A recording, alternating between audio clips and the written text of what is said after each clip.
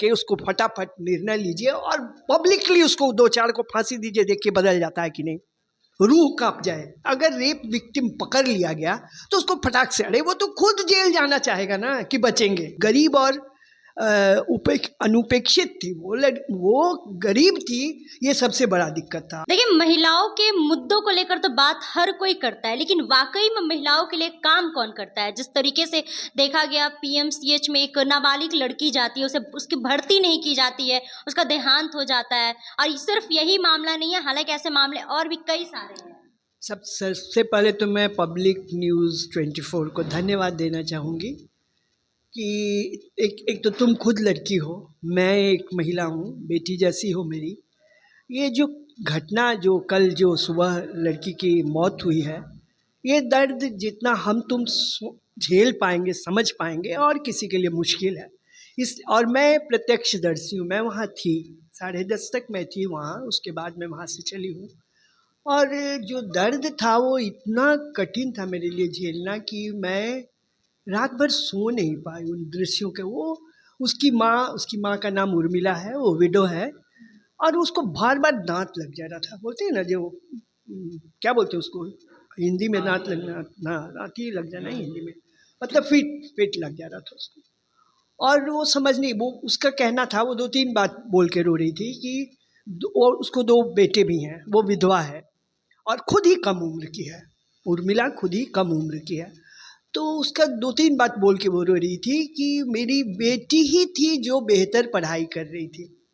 और आमतौर पे ये होता भी है कि जो मतलब जो परिवार है जो थोड़ा मतलब उपेक्षित है, जिनके पास जो गरीब है, वहाँ लड़कों पे कंट्रोल तो नहीं ही होता है वो, और लड़कियाँ जो होती हैं वो इधर उधर घूमते हैं, धीरे धीरे थोड़े बड़े होते हैं तो मतलब कंट्रोल। एक तो फादर नहीं था, लड़की अपना परिवार में भी मदद, 11 साल की थी वाकई में वो बच्ची। मेरी जो उसकी मम्मी से बात हुई, माँ से, तो वो घर में भी मदद करती थी और पढ़ाई में भी अच्छी थी।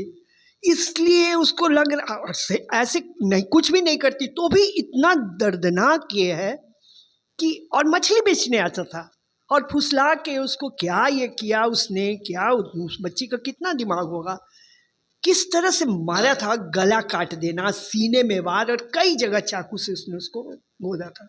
उसके बाद भी जहाँ तक मेरी सोच है, मुजफ्फरपुर के हॉस्पिटल में उसका ठीक ठाक इलाज ही हुआ था। मतलब ठीक ठाक इन द सेंस कि वो शायद अगर वहाँ इक्विपमेंट्स और ये केयर और होता तो बच जाता। लेकिन जो पीएमसीएच ने जो वर्ल्ड क्लास हॉस्पिटल का दावा करते हैं, आज जो सरकार का कहना है कि अभी एशिया फेम का बन गया, कल को वर्ल्ड फेम का बन जाएगा, क्या है ये किसको बेवकूफ़ बना रहे हैं? तत्काल मंगल पांडे को रिजाइन करने की ज़रूरत है।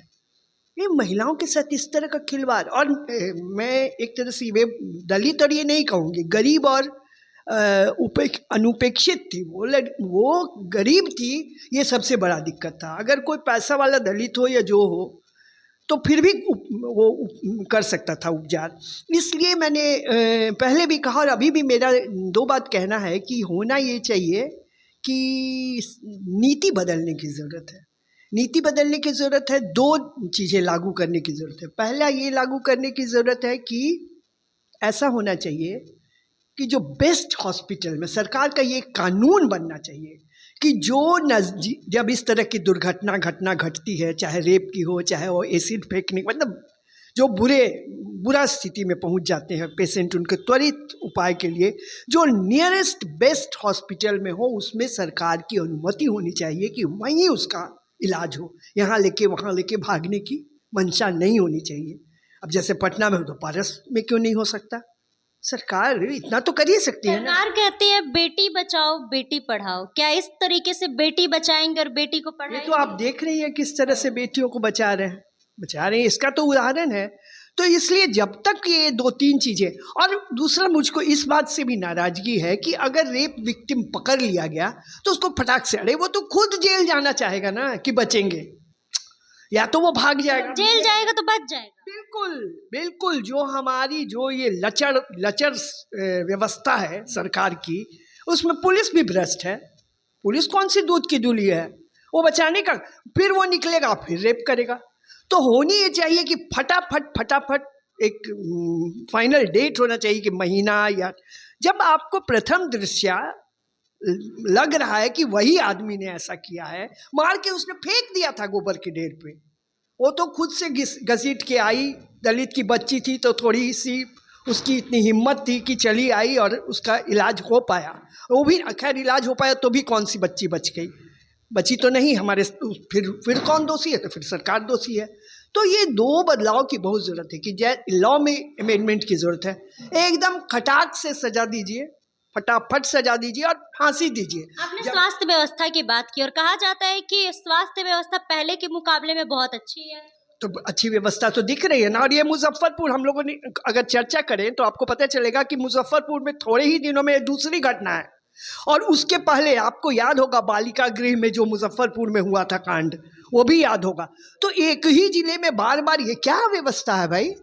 पुलिस दिन पटना के पीएमसीएच में भी हुआ, बार बार हो रहा है इस तरह का घटना, दुर्घटना बार बार। तो यही देखिए आपके आंख के सामने है, तो सरकार से प्रश्न करने की जरूरत है और सड़क पे उतरने की जरूरत है। सच बोलिए तो शासन की सरकार है बिहार में, सुशासन है या कुशासन है ये तो दिख ही रहा है, तो इस पर तो चर्चा करनी बेकार है ना, बिल्कुल ही बेकार है।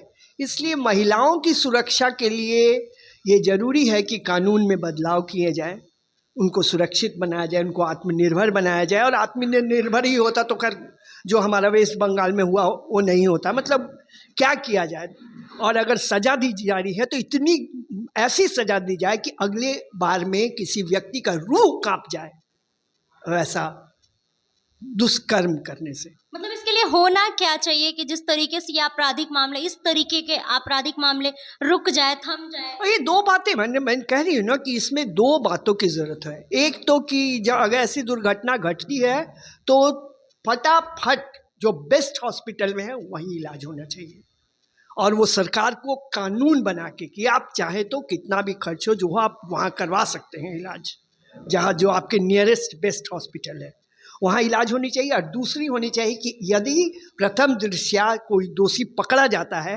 तो एकदम जल्दी डेट पे डेट का ये नहीं करके उसको फटाफट निर्णय लीजिए और पब्लिकली उसको 2-4 को फांसी दीजिए, देखिए बदल जाता है कि नहीं, रूह कांप जाए, ऐसी सजा देनी चाहिए। चलिए, तो अभी तक आप इंदु सिन्हा जी की बातों को सुन रहे थे और वही इनकी बातों से आप कितने सहमत हैं, और इसके साथ ही जिस तरीके से ऐसे आपराधिक मामले देखने और सुनने को मिल रहे हैं, इसको लेकर आप लोग क्या कुछ कहना चाहते हैं? आप लोगों की क्या राय है? कमेंट बॉक्स में अपनी राय जरूर बताइएगा। फिलहाल इस खबर में बस इतना ही। ऐसे ही तमाम खबरों के लिए बने रहे हमारे साथ और देखते रहे पब्लिक न्यूज़ 24। धन्यवाद। कितना मिनट हुआ?